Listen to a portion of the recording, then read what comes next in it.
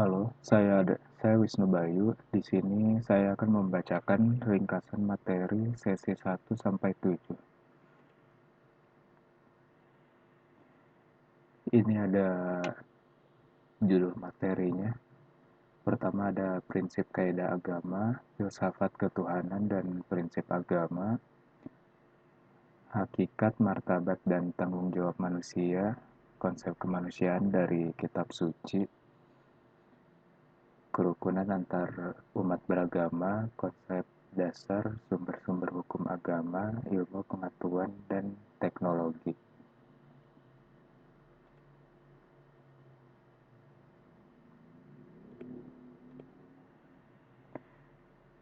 Ini sesi pertama, prinsip kaidah agama. Agama itu bagaikan rumah yang dapat melindungi kita dari gangguan-gangguan yang berasal dari luar. Kaidah agama itu dapat menjadikan kita menjadi lebih baik lagi dan melindungi kita dari gangguan yang dapat menggoyahkan keimanan kita. Prinsip kaidah agama berisi tentang falsafah dan ajaran-ajaran agama, fungsi, serta cara menjalani hidup berdasarkan agama. Filsafat membangun kesanggupan untuk mendeteksi dan membuka kedok-kedok ideologis berbagai bentuk, ketidakadilan sosial, dan pelanggaran terhadap martabat dan hak-hak asasi manusia yang masih terjadi. Filsafat membuat kita untuk tidak tertipu oleh slogan-slogan ideologis dan untuk melihat secara terbuka masalah-masalah sosial yang sedang berlangsung. Filsafat dapat berfungsi untuk menangani pertanyaan-pertanyaan mendasar yang tidak terletak pada ilmu-ilmu khusus. Secara sistematis, filsafat menawarkan metode-metode mutakhir untuk menangani masalah mendalam manusia. Filsafat dapat dipelajari untuk mendalami, menanggapi, serta belajar dari jawaban-jawaban yang sampai sekarang ditawarkan oleh para filsuf. Di sini ada beberapa contoh beragama dari tradisional, yaitu mengikuti cara beragama nenek moyang dan leluhur. Lalu ada formal, cara beragama berdasarkan formalitas yang berlaku di lingkungan masyarakat. Ada rasional, cara beragama berdasarkan pemahaman dan penghayatan ajaran agama berdasarkan ilmu dan pengalaman. Lalu ada metode pendahulu, jadi cara beragama berdasarkan menggunakan akal dan hati. Biasanya dicari lewat seseorang yang dianggap ahli dalam ilmu yang memegang teguh ajaran asli.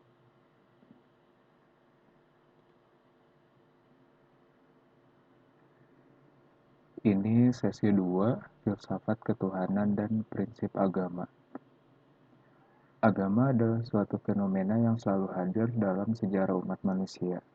Bahkan bisa dikatakan bahwa sejak manusia ada, fenomena agama telah lahir. Beberapa alasan mengapa agama itu sangat penting dalam kehidupan manusia. Pertama, merupakan sumber moral dan petunjuk. Lalu merupakan sumber informasi tentang masalah metafisika.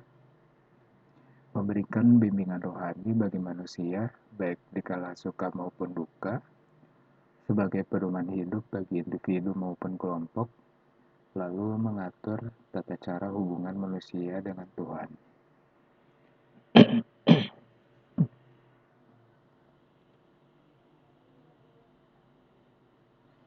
Agama memiliki prinsip keadilan yang dapat membentuk tatanan masyarakat yang lebih baik. Islam mengajarkan bahwa kita mesti berlaku adil terhadap siapa saja dan kapan saja tanpa membedakan seseorang berdasarkan agama, status sosial, suku, dan lain sebagainya. Prinsip ihsan bermakna melakukan sesuatu yang paling baik dan memiliki makna lebih tinggi daripada keadilan. Jika kita ditampar sekali, maka kita diizinkan untuk membalas menampar sebanyak 1 kali juga. Tetapi jika kita tidak membalas dan memberi maaf, maka itu bisa disebut sebagai ihsan.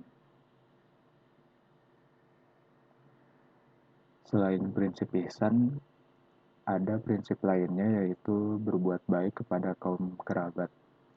Tujuan manusia diciptakan di muka bumi adalah untuk berbuat baik kepada yang lainnya.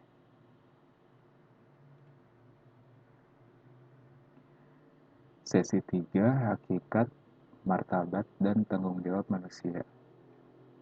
Hakikat adalah individu yang memiliki sifat rasional yang bertanggung jawab atas tingkah laku intelektual. Martabat manusia adalah keutamaan norma dasar moral. Lalu tanggung jawab adalah keadaan wajib menanggung segala sesuatu. Setiap manusia harus bertanggung jawab terhadap apa yang dilakukannya, sesuai dengan kedudukannya sebagai makhluk hidup, individu, makhluk sosial, dan makhluk ciptaan Allah. Manusia memiliki tanggung jawab terhadap dirinya sendiri, keluarga, masyarakat, bangsa, dan Tuhan. Manusia tidak akan bisa berbuat semaunya sendiri. Bila ada perbuatan salah, maka ia harus bertanggung jawab atas kesalahannya.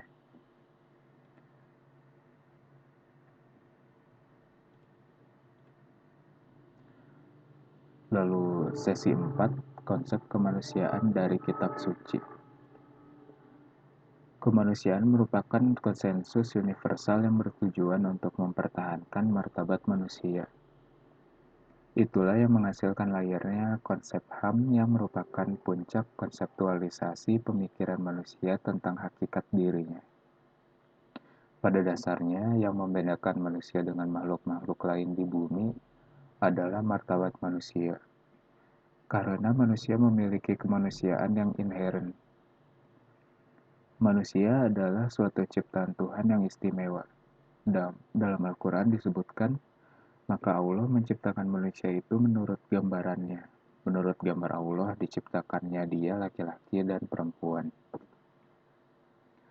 Kemanusiaan seluruhnya bernilai baik dalam segala sifat, pandangan, cara berpikir, dan perbuatan. Nilai-nilai kemanusiaan diwujudkan dalam bentuk tindakan kemanusiaan yang bersifat universal. Nilai tersebut adalah kesamaan semua orang sebagai manusia.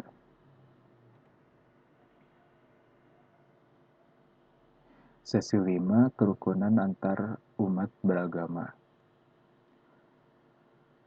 Kerukunan umat beragama adalah keadaan berhubungan sesama umat beragama yang dilandasi toleransi, saling pengertian, saling menghormati, menghargai kesetaraan dalam pengamalan ajaran agamanya, dan kerjasama dalam kehidupan bermasyarakat, berbangsa, dan bernegara. Agama mengajarkan kemanusiaan, cinta kasih, keadilan, kesetaraan, keselamatan, dan perdamaian. Persoalan kemanusiaan adalah persoalan universal, sehingga harus diusung oleh semua pemeluk agama.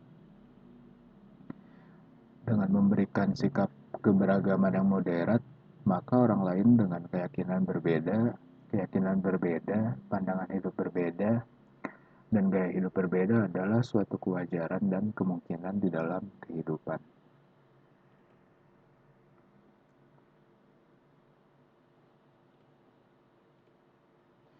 Sesi 6, konsep dasar sumber-sumber hukum agama.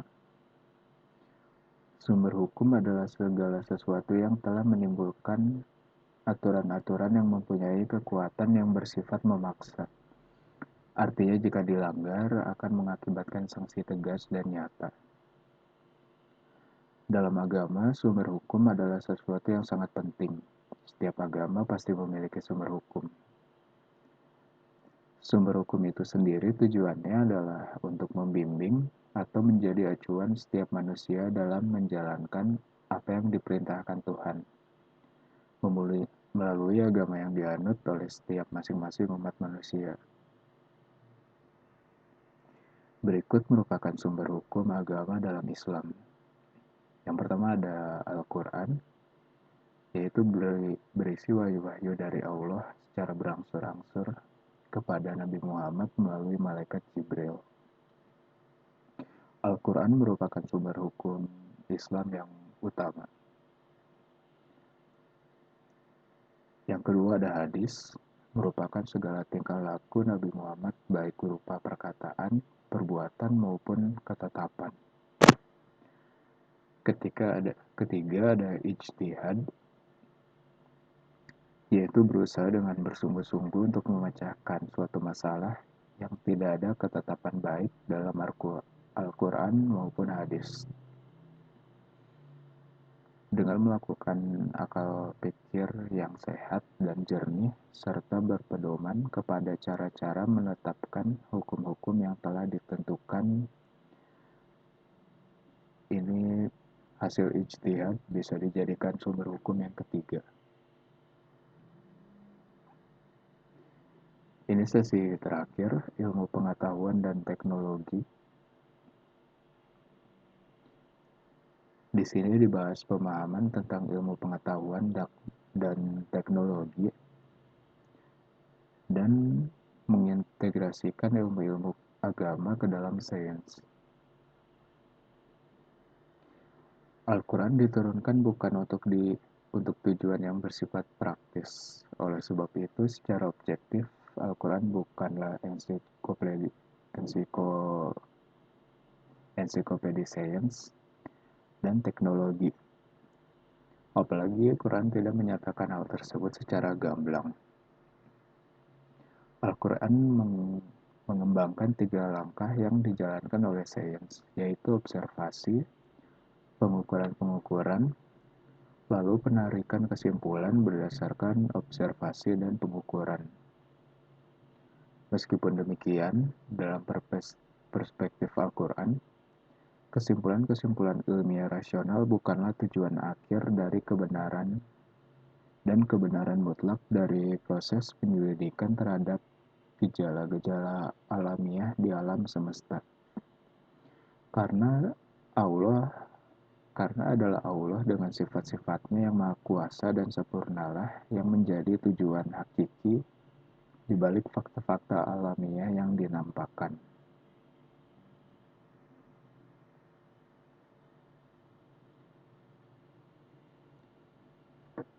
Segitu saja, sekian dari saya, terima kasih.